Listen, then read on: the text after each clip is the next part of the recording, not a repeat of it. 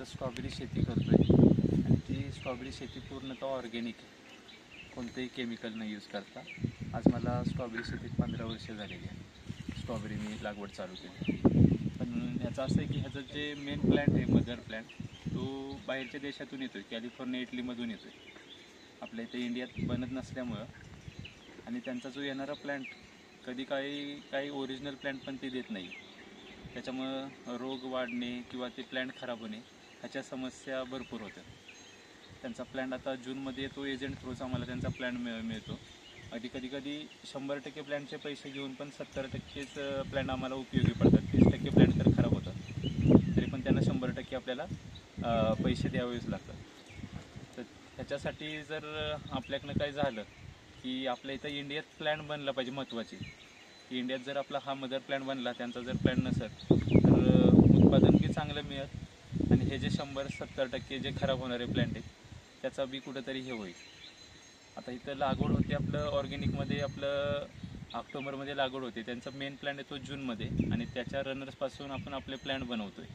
वाई इकडे आम्ही त्याचे प्लॅन्ट बनवले जातात आणि वाईतून ते प्लॅन्ट काढून ऑक्टोबरला आपण इथं लागवड करतो आहे सेंद्रिय पद्धतीनं. सेंद्रिय केल्यामुळं 3 महिने जातात स्ट्रॉबेरी याला. ऑक्टोबरला लावतो आहे आपण, जानेवारीला स्ट्रॉबेरी चालू होते. जानेवारी आणि जूनपर्यंत जोपर्यंत जास्त पाऊस चालू होत नाही तोपर्यंत आपले स्ट्रॉबेरीज येत राहतात. आता पण आपल्या फार्ममध्ये स्ट्रॉबेरीज चालूच आहे. आता पाऊस चालू झाला आहे 15 मेपासूनच, तरी पण आज पण आपलं स्ट्रॉबेरी चालू आहे.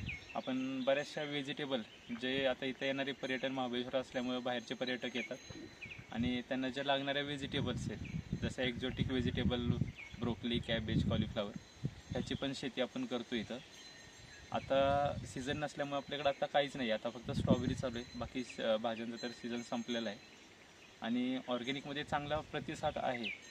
परंतु हे जे मी मदर प्लॅन्टचं बोललो आहे ते जर कुठं आपल्या इथं तयार झालं तर हे जे येणारा रोग जसा की करपा असेल, ऑर्गॅनिकमध्ये मेंटेन तर लवकर होत नाही असे रोग बाहेरून येणाऱ्या प्लॅन्ट. त्याच्यामुळे जर कधी आपल्या इथं जर हा प्लॅन्ट बनला तर त्याचा फायदा चांगला होईल. आणि बरेचशी स्ट्रॉबेरी 100% लागवड ही महाबळेश्वरमध्येच होते स्ट्रॉबेरीची. त्यामुळे बऱ्याचशा शेतकऱ्यांना हे करता येईल, म्हणजे त्याचा फायदा होईल इथं प्लॅन्ट बनला तर. आणि त्याच्यात त्यांना जे येणारा प्लॅन्ट आहे तर त्यांच्या ह्याच्यावरती चालतं की जो मदर प्लॅन्ट आहे की त्यांच्या ह्याच्यावर आपण काय त्याची प्राइसिंग ठरवू शकत नाही. त्यांच्या मनमानी प्राइसिंग दरवर्षी असते. जसे की मागच्या वर्षी काही प्लॅन्ट वेगवेगळ्या जाती आहेत, त्या जातींप्रमाणे त्यांनी ते रेट ठरवलेले. मग त्या जाती कधी चांगली चालणारी जात ती मध्येच बंद करतात, पुढच्या वर्षी ती येत नाही, ती दुसरीच जात आणतात. त्याचा पण खूप फरक पडतो की जी चांगली जात येणारी त्यांनी बंद केली आणि दुसरी नवीन जात ती आम्हाला माहीत नसते की ती कशी चालणारी. त्याच्यामुळे बी उत्पादनात प्रॉब्लेम होतो किंवा त्याच्यावर येणारे रोग हे पण माहीत नसतं नवीन जात आल्यामुळे. तर मागच्या वर्षी त्यांनी 40-45 रुपयाला मदर प्लॅन्टचा रेट काढलेला. असं दरवर्षी सांगता येत नाही की ते काय रेट काढते. त्याच्यामुळं मदर प्लॅन्ट हा आपल्या इंडियात बनणं सगळ्यात महत्त्वाचं आहे.